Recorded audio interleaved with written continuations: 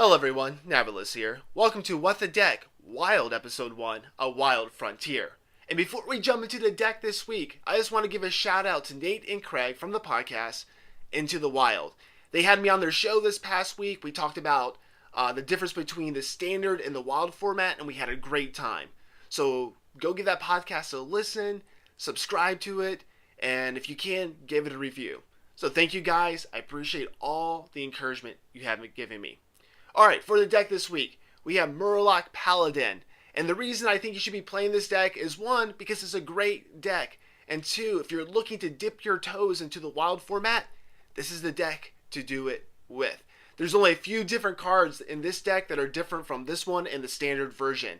And you have Shielded Minibot, you have Muster to Battle, you have Old Murk-Eye, and of course, Loatheb. It's one of my favorite cards. So those are just some of the differences between the standard and the wild version. But it plays the same, and you just got a few more broken cards to play with.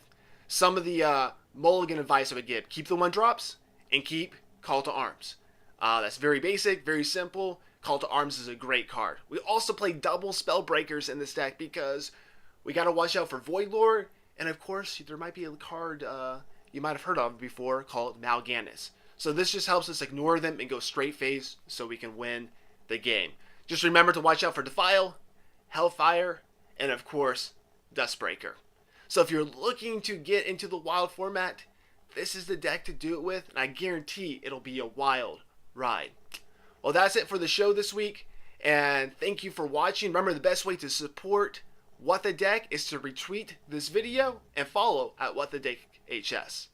So until our next wild encounter, later.